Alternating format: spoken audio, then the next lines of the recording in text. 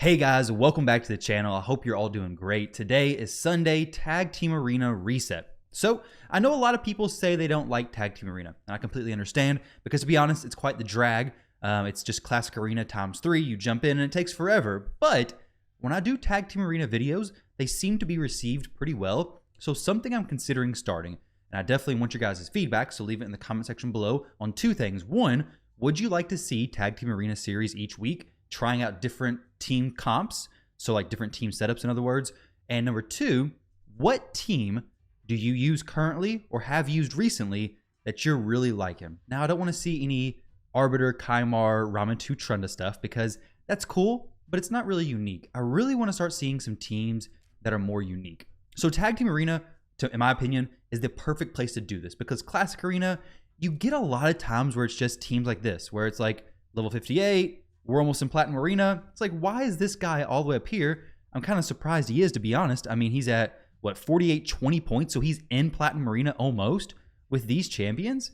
Okay, so it's kind of difficult to test teams and test how actually viable they are in Classic Arena. Whereas Tag Team Arena, it's much, much easier to test the viability of teams against some more solid opponents. Now, obviously, what I see in Gold 4 at the bottom of here is going to be much different than somebody in, say, Silver 1. But either way, I'm curious what you guys have, and maybe I pick one of them to actually build for next week's video.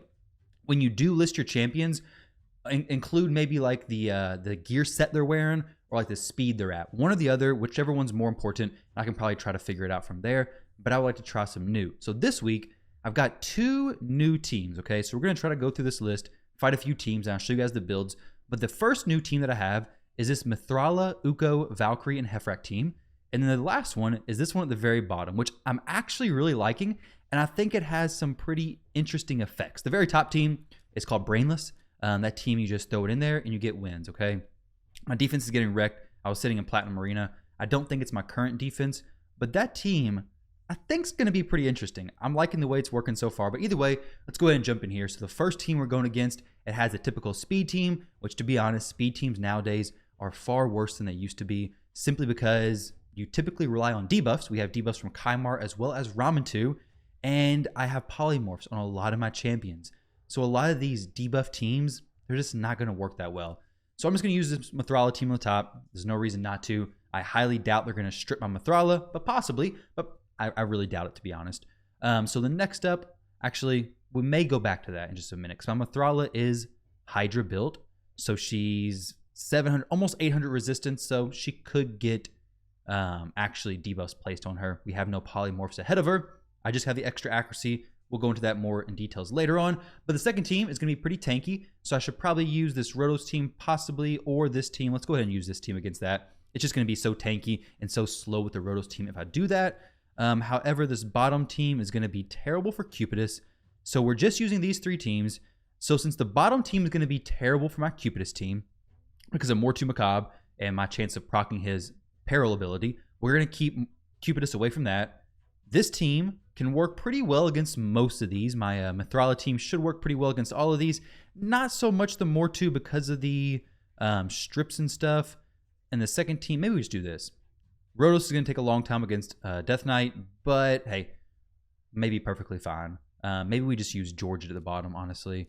We'll just do that. We'll just use Georgeid at the very bottom.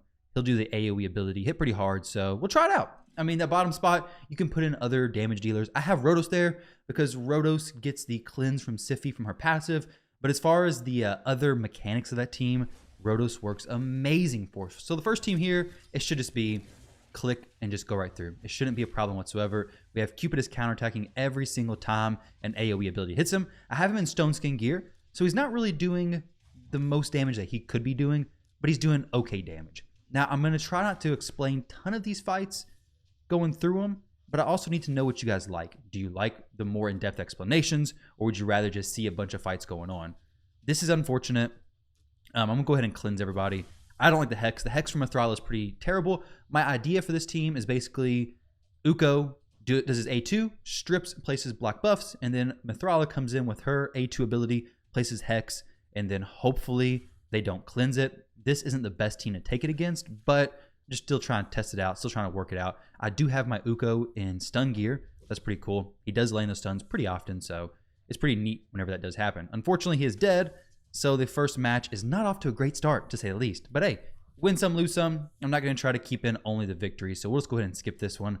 It could be a victory, but it's going to be a very slow match. So the last team, Georgeid, he very well may die. Let's see. So Sifi already took a turn, right? Was it her? Yeah. Sifi, I guess, took a turn on the enemy team. It doesn't matter because we can't hit her anyways. I can use the A2, but I think I just use his A1, get a few hits on Sifi. I don't want to hit the Mortu Macabre, because if I hit him, most likely it's going to proc Peril, because it seems like every single time I go against Mortu, he procs Peril. My Mortu never procs Peril. This is kind of annoying. 2 Ursugas, 1 on the previous team and 1 on this team, right?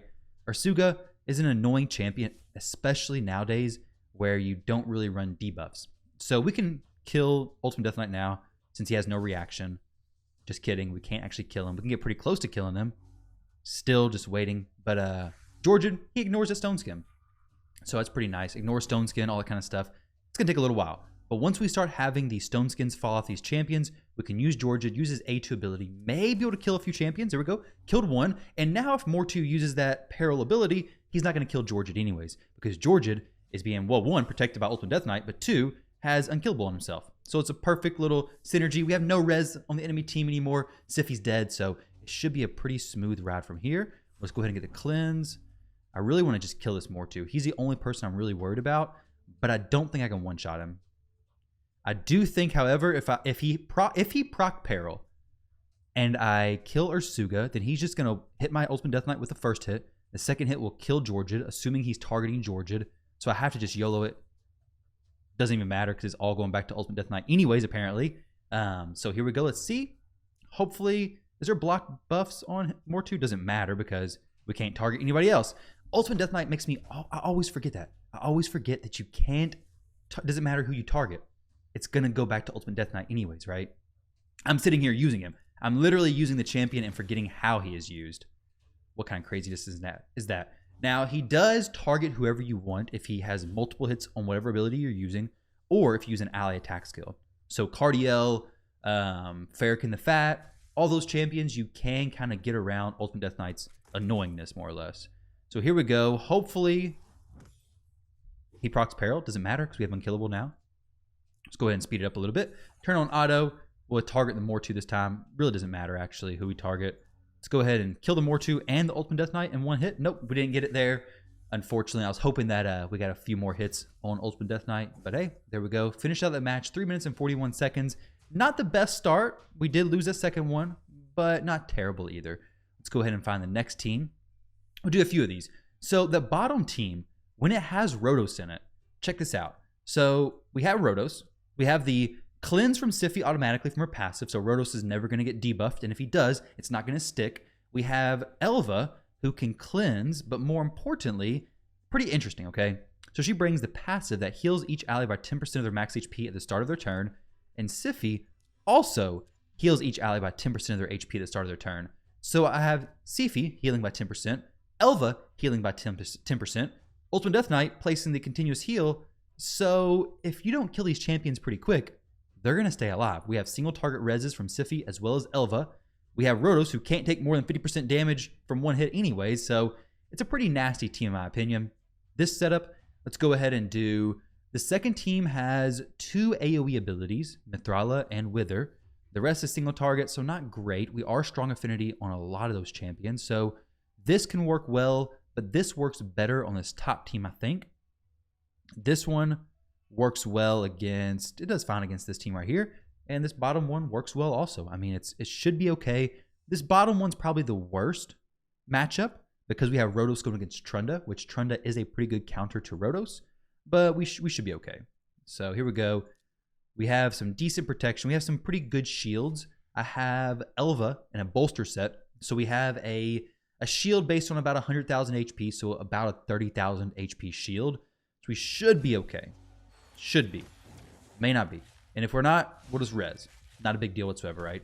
This team, though, all you have to do is just take your hands off the keyboards and let it run. This team is a set it on auto, just walk away. If you have these champions, just go ahead and build this team. Now, my Venus, she is in a Hydra build. If you missed the Hydra video, check it out on Brutal Hydra. but she procs Relentless Gear extra turns more than any champion that I've seen. In Hydra, I had her, as well as Inquisitor Shamel, both in Relentless Gear, and she would proc it like 5 times more than Shamel would, and it like makes no sense. They're running at similar speeds, and in the arena, I've seen her also proc it more than any other champion. I mean, I'm not complaining, but it just seems weird. I like it though. She can definitely do some work in the arena if it does pop off, but the main reason why Venus is here is to make Cupidus insane. The extra counterattacks, extra damage, weaken if it happens, but there's such a good combo, those two champions. I mean, I'm not even doing anything. There we go. Doesn't even need to be on auto. Warlord does his AoE abilities, Kymar does AoE, Valkyrie does AoE, and then Sifi will probably single target Cupidus anyway, so then it's just constant attacks onto Cupidus. So here we go.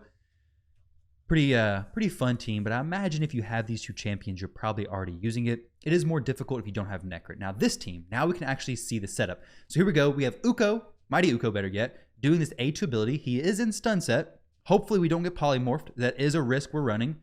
I wish I had Fearsome Presence. Unfortunately, I don't. I switched it over to War Master for Hydra, but now we can go into this A2 ability. We're not going to wake anybody up because there's no sleeps out there. I do need some more accuracy on Mithrala. And accuracy would be nice for Uko, for Mighty Uko, but I just can't get it, unfortunately, just yet. Unfortunately, can't get the accuracy because I have him really fast. And if I drop his speed, I can increase the accuracy, but I'm going to have to keep farming some stun gear. Eventually, I'll increase his speed, but not just yet. We will get it up, though. I really like the stun set, though, because you can keep seeing Mithrala, keep getting stunned.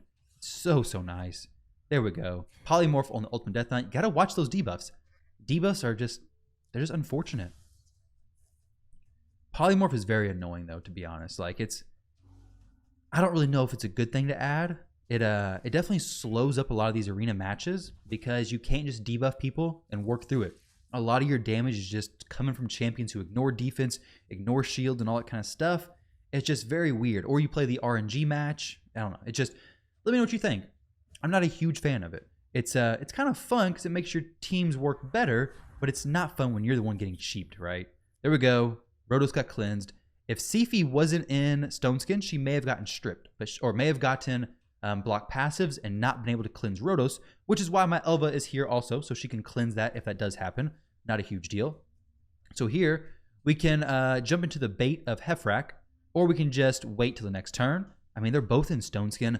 I'm not a huge fan of Hefrak and Stoneskin because it only lasts one turn, which I guess it doesn't really matter. If he was in Swift Parry, which is what mine is in, it'd be even more useless, except for the fact you have reaction. So I don't know. I guess there's a few different ways you can build Hefrak that all make sense. But I think I'm just going to kill Ramen 2. Hefrak's going to double hit. We should be okay. And now he can't use that ability from the passive anymore, which is very nice. Cleanse everybody, increase speed, everything like that. Not a big deal. I 100% expected that to happen. And I guess I'm blind. I didn't even realize that Lydia was over there. And she absolutely jebaited me. Oh, okay. So what happened there is Hefrak, that's actually really cool. So if you don't know what happened, basically Hefrak, his passive or his A2 ability places an extra hit on champions who are under 50% HP. So the first hit is an AoE, but the second hit is a single target. So the first hit hit everybody. The second hit only hit Ultimate Death Knight instead of hitting Elva because she was the only one under 50% HP, which is very, very interesting. I should have slept the Trunda. Not a huge deal because I think we can go ahead and finish him off. We're going to use the A1 to hope for an extra turn. There we go. We killed Hefrak at least. No problem. If Rhodos ever gets a turn again, he's going to heal up 100%. Without a doubt, watch. So here we go. Rhodos, take your turn, buddy. Let's see it. Once he does, 100% HP. Boom. There you go. So you got the 2 continuous heals. One from Elva, one from Ultimate Death Knight. Plus the huge heals from Sifi as well as Elva. I mean, because Rhodos is a great champion to build with extra HP. So stacking HP, attack, and it's just a pretty cool team in my opinion. It definitely lasts a while. So let's do a few more, guys. We're not too far in the video yet. A few more matches. Can we see anything else? I mean, Harima is a super annoying champion. She's definitely a slow and annoying champion, but I think this team could work well. They have one res champion, one revival and death. Not a huge deal. So we'll do that. We'll do that team there. this Venus on the top. So who has the most AoE stuff? This team actually does. Let's actually do that. This team has AoE from Mother Cybele, AoE from Krisk, which will happen from their A1s every single turn. Elva's all single target, and then Harima, I think single target. She has AoE, right? She does have AoE. So there we go. We'll do that there. The top team could actually be this Elva team just because it works against fast teams also. And the bottom team could actually do decent here depending on how fast that Ramantu is. So I have Mithrala in the lead with the accuracy just in case we need some extra help with Uko, extra help with Valkyrie, extra help for Mithrala. I think it just makes more sense than extra speed. The speed aura from Uko is nice. The polymorph from Uko being in front is nice. But I really think the extra accuracy on 3 of our champions who really need it makes a lot of sense because Valkyrie is now going to decrease their turn meter and it just works out very well. I didn't realize it's a Kandrafon here, so not the best matchup against with Rhodos, but we should be okay. So we'll just more or less going to take a little while. This is going to be a little bit more tanky team. Georgeid may have been a better option. He is more squishy than Rhodos though, of course. Extra turn. Boom. We'll work down the Duchess. The Duchess will die eventually. Once she's dead, the team's falling apart basically because she's the res champion. So we just got to kill their Duchess before the Kandrafon just kills me completely, right? Rhodos is very nice because whenever he gets big hits, he gets those extra turns. So he's getting turn after turn after turn, cycling through those abilities very quickly, and then moving right along. Always getting cleansed, so never have to worry about him slowing down. Sleep from Kymar, wow. So Kymar didn't sleep, or didn't get the sheep whenever he did the sleep. Sleep and sheep. That's a little bit of a tongue twister. But he did get sheep when he did the poison just now. That's pretty cool. Unfortunate for him. I should probably just kill Ursuga, to be honest. Watch Ultimate Death Knight's heals. Check it out. It's about to happen. So he's about to get heals from Elva, from Sifi, and from himself from that continuous heal. As long as he doesn't die, okay, he's dead. So never mind, no heals like I said. Let's go ahead and try to kill Ursuga one hit. There we go, one hit. And now Duchess won't have any of that damage mitigation stuff. There we go. Well, dang. Okay, so we got unkillable from Duchess. Weird, she didn't res. Make sure if you use Duchess on your defense that you set her res to #1 priority, because if not, it's going to do that. Where you could res and win, then you're not going to do that. You're going to buff instead because for whatever reason, she thought that was the better option. Which I'd argue it wasn't. Just my opinion though, right? So I always set my champions who have condition like reses that require somebody to be dead. I always set that to #1 priority on defense because I don't know any situation where you wouldn't want them to res. If they had the res, if somebody was dead, why would you not want them to do it? So I always said it. We're going to use the A2, decrease defense and weaken, of course. And then from here, it's just turning on auto and letting the champions hopefully hit Cupidus, even though they're under Veil right now. So not going to help as far as the single target champions. But the AoEs from Krisk, as well as the AoEs from Mother Cybele, will definitely help work down the team in general. They have no res champion outside of Elva. So once Elva dies, it should be pretty smooth sailing. We'll single target Elva. So then Cupidus can use that ability against her. There we go, single target. I always expect Venus to die. Like I said before, Venus is only there to proc Cupidus's passive. And the nice thing is even if she's dead, he's still proccing that passive, which is so, so nice. Guys, so 10 minutes later, basically, that match is finally done. Man, oh man, that Elva and Mother Cybele kept going back and forth with their shenanigans. One would res the other in the revive on death, and then the Harima would come back, and then I would just kill her. I couldn't get the Chris to come back alone. Man, that was the longest fight I think I'd ever done. That's insane. I should have just left it, and I typically would have, but, you know, once you committed all that time, you feel like you just have to continue it out. Here we go.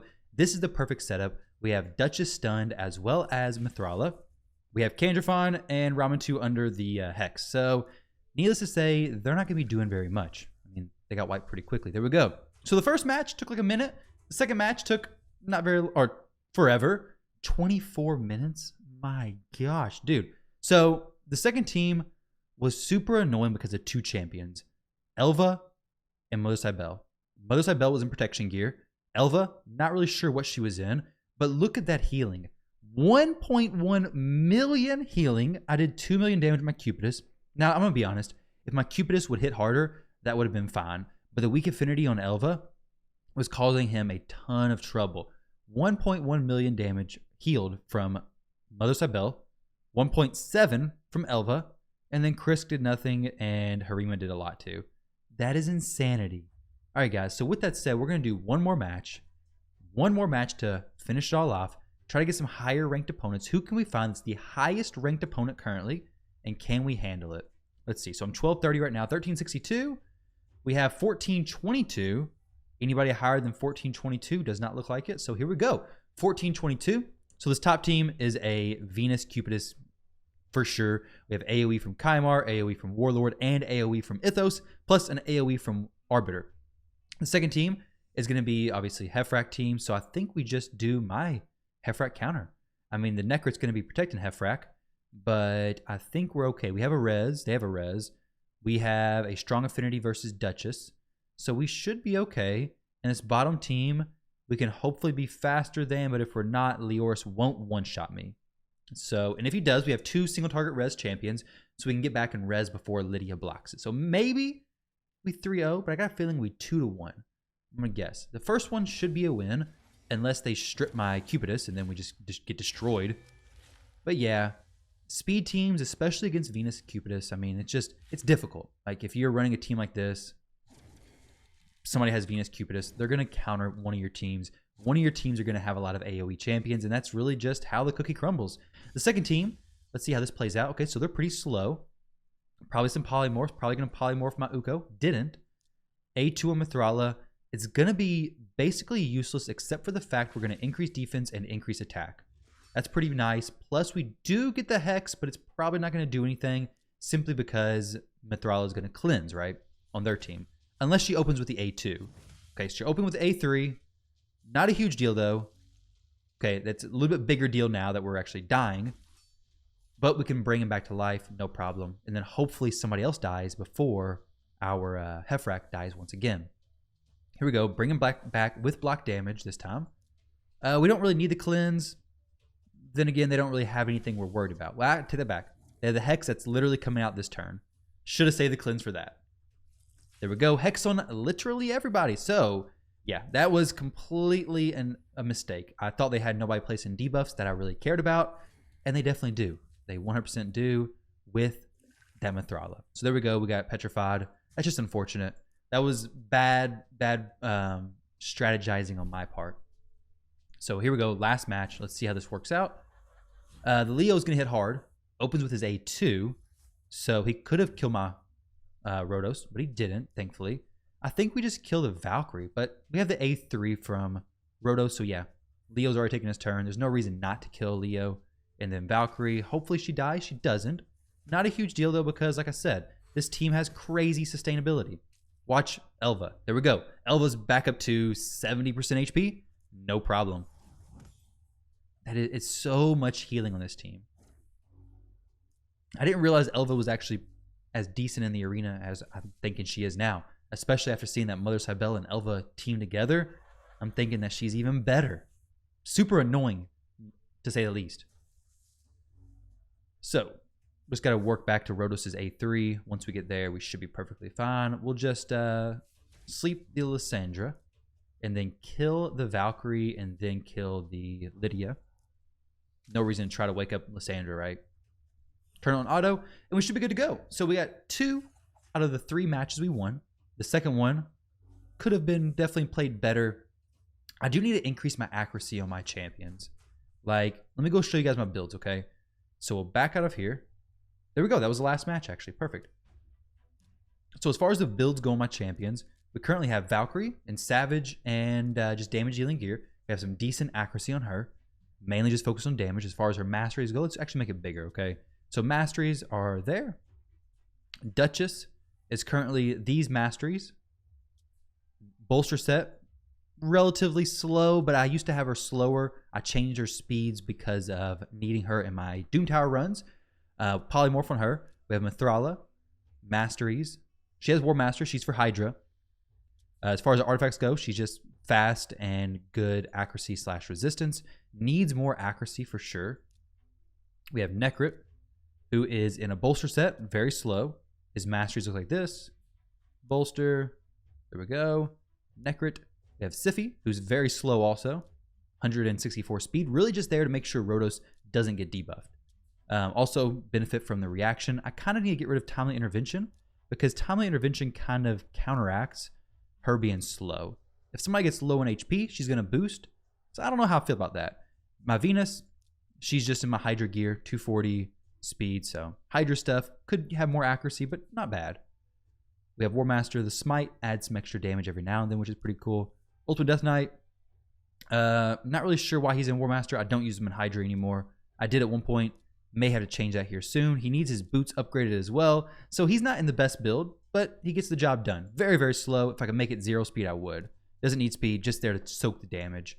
Mighty Uko is in a stun set, very fast. Needs more accuracy for sure, but he's also in a Hydra build with War Master. Hefrak, Helm Smasher, of course. He is currently in Swift Parry, which I do like quite a bit because it gives you potential benefits even outside the first turn, especially if you have reaction, which I have two pieces of reaction.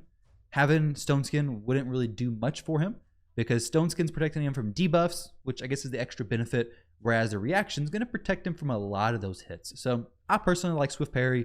I did have him in Stone Skin at one point, but even with 2 sets of Stone Skin, if you run him and you do the A3 opener, that's just terrible because you run through both those sets of Stone Skin in the one turn. So if you're going to use Stone Skin, open with the A2 and then go to the A3 next turn. Next champion is my Rotos. Not built the best. He needs to be faster, more HP, more damage, everything. But hey, it's my Rotos, okay? It's what we got for now. As far as the masteries, Helm Smasher. We have Cupidus, Helm Smasher, of course. He's in Stone Skin. I kind of want to get him back to Savage, but I need to make sure he can survive well. It would have fixed the complete Elva and Mother Cybele nonsense earlier. Then my Elva is faster than my Rotos, I believe, and just pretty tanky. She has Bolster, 90,000 HP. That's really all I care about. I don't have her built for any resistance or anything like that. As far as her mastery, she has Bulwark. No real reason. I just had this on her, so that's what I've kept. So there we go. Georgeid, Helm Smasher, pretty decent damaging gear. So with that said, guys, that's my champions builds. Let me know what you guys think about these 3v3 series. We have those 2 new teams I showed today, which was the Sifi team, as well as the... I forget. What was the other team? Let's see. Sifi and... yeah, this one. Nathrala, Uko, Valkyrie, and Hefrak. So these 2 teams fairly new. This one's kind of the same, but let me know. What are your new teams you're working on? What teams are you enjoying? And yeah, maybe I can check them out for the next video. With that said, guys, or just see what champions I have on my roster and decide what kind of team you'd like to see me build. Kind of like defensive slow meta right now, so that'd be nice. But either way, thank you all very much for watching. Hope you all enjoyed the video, and I'll catch you all in the next one.